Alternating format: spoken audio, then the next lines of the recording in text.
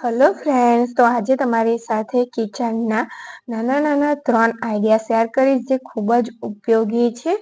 જેમાં દાળવાળો આઈડિયા તો એકદમ ઉપયોગી આઈડિયા છે, તો તમે તે જરૂરથી ટ્રાય કરજો તો બીમારી ઓછી આવશે. તો અહીંયા જો આ રીતની સ્ટીલની થાળી, સ્ટીલના વાસણો આપણા ઘરમાં હોય છે, તો તેની સાઈન જતી હોય છે અને તે ડલ થઈ ગયા હોય છે.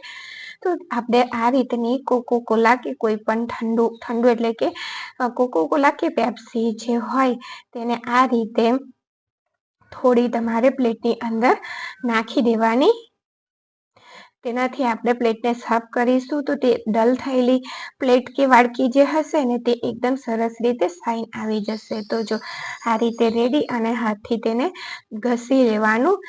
ઘસી એટલે કે સારી રીતે આપણે વાસણ ઘસતા હોય ને તે રીતે સ્પ્રેડ કરી દેવાનું અને 5 મિનિટ માટે રહેવા દેવાનું. ત્યાર પછી પ્લેટને સાફ કરી દેવાની પાણીથી. તો જો તમે અહીંયા સાફ કરીને તમને બતાવી છે, પહેલાની પ્લેટ અત્યારની પ્લેટમાં ફરક થઈ ગયો છે. તો જો અહીંયા તમને લૂછીને પણ હું બતાવી દઉં. એકદમ સરસ રીતે આપણી પ્લેટ સાઈન કરતી થઈ ગઈ છે. તો તમે આ રીતનો યુઝફુલી આઈડિયા કરી શકો છો. બીજો આઈડિયા એ છે કે ટિપ્સ ગણી લો તમે, કિચન ટિપ્સ કે રોટલીનો લોટ આપણે બાંધતા હોય ને તો આ રીતે તમે પાણી અને દૂધને ભેગું કરીને લોટ બાંધજો તો એકદમ સરસ રૂ જેવી પોચી રોટલી તૈયાર થશે અને તેનો કલર પણ સરસ હોય છે. તો જો અહીંયા લોટને મોવન મેં નાખી દીધું હતું અને લોટમાં મિક્સ કર્યું. ત્યાર પછી આ રીતે દૂધ અને પાણીનું મેં થોડું જ મિશ્રણ પહેલા તૈયાર કર્યું છે. પછી આપણે પાણી જોઈએ ને તેટલું ઉપયોગ કરીશું. દૂધ પહેલા તમારે થોડું રેડી દેવાનું. તો જો એકદમ સરસ રીતે લોટ બાંધી દીધો છે અને જે રીતે નોર્મલી આપણે રોટલીનો લોટ બાંધતા હોય ને તેવો જ બાંધી અને તેને 5 મિનિટ રહેવા દેવાનો. ત્યાર પછી રોટલી બનાવવાની. અને અહીંયા જો આપણે આ રીતની તુવેરની દાળ કે કોઈ પણ જાતની દાળ બનાવતા હોય ને તો પહેલા તેને થોડી વાર પલાળી રાખવાની અડધા કલાક માટે. ત્યાર પછી ધોઈ અને આ રીતે પાણીમાં તેને નાખી દેવાની. અહીંયા આપણે દાળને કુકરમાં જ કુક કરવાની છે, પણ તેને ડાયરેક્ટ બંધ નહીં કરી દેવાનું. પાણી આ રીતે ઉકળવા દેવાનું અને આ જે ઝાક આવ્યો ને તે ઝાકને આપણે કાઢી નાખવાનો છે. આ ઝાક એ આપણા શરીર માટે સારો નથી હોતો. તેનાથી આપણને કોલેસ્ટ્રોલ અને યુરિક એસિડ જેવા મોટા રોગોના પ્રોબ્લેમ થતા હોય છે. તો આ રીતે પહેલા દાળને પાણીમાં નાખી અને તેને સરસ રીતે ઉકળવા દેવાની અને આ જે ઝાક છે એ બધો ઝાક આપણે કાઢી લેવાનો છે. એ આપણા શરીરમાં રોગનું કારણ બનતું હોય છે, એટલે આ ઝાકને આપણે કાઢી નાખવાનો. ત્યાર પછી તમે ઝાક નીકળી જાય ને એટલે કુકરનું ઢાંકણ બંધ કરી અને દાળને કૂક કરી લેવાની. જો આ આઈડિયા પણ તમને ખૂબ ગમશે. તો અહીંયા જો હવે હું કુકર બંધ કરી રહી છું અને આપણે વિસલ લઈ લઈશું. કોઈ પણ દાળ તમે બાફો ને તો આ જ રીતે બાફજો.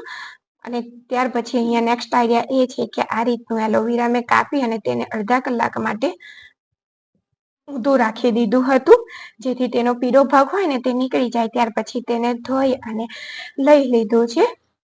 તો તેમાંથી તમને જેલ કાઢવાનો એકદમ ઇઝી આઈડિયા શેર કરું છું. અહીંયા જો આ રીતે વેલણ તમે ફેરવશો ને એલોવેરા પર એટલે એકદમ સરસ રીતે તેની અંદરથી બધી જેલ બહાર આવી જતી હોય છે. અને જેલ કેવી આવશે? માર્કેટની હોય છે અને જેલ લિક્વિડી એવી સરસથી બહાર આવશે. જ્યારે આપણે તેનું ઉપરની છાલ કાઢી અને જેલ કાઢવા જતા હોય છે ને એલોવેરામાંથી તો તે કેટલી વખત ચોરસ તેના ગાપચા સાથે નીકળતી હોય છે તેની જગ્યાએ. અને તેને જ્યારે આપણે મિક્સ કરવી હોય ને તો તેમ જલ્દી મિક્સ પણ નથી થતી. તો આ રીતે તમે વેલણથી આ જેલ કાઢજો તો એકદમ સરસ લિક્વિડી જેલ બહાર આવશે. જો તમે જોઈ શકો છો આ વિડીયોમાં મેં બિલકુલ કટ નથી કર્યું જેલ કાઢી ત્યાં સુધી. ત્યાર પછી અહીંયા જો તમને ચમચીથી પણ બતાવું છૂટું કરીને કે જો એકદમ સરસ લિક્વિડ ફોર્મમાં છે. તેના જે પીસ જેવું નીકળતું હોય છે ને ગાપચા તેવા નહીં થાય. અને અહીંયા વાડકીમાં પણ તમને ટ્રાન્સફર કરીને બતાવું છું. તો આ જેલ તમે માથામાં પણ નાખી શકો છો કે કોઈ રેમેડી બનાવો તો તેમાં પણ તેને યુઝ કરી શકો છો. તો આઈ હોપ આજના આ ત્રણેય જે આઈડિયા છે એ તમને ખૂબ જ ગમ્યા હશે. ત્યાર પછી જો અહીંયા તમને બતાવું તો આ ખાલી થઈ ગયું છે આપણે જેલ કાઢીને એટલે જો. અને એકદમ ઇઝીલી બધી જેલ બહાર આવી જશે. Thank you for watching.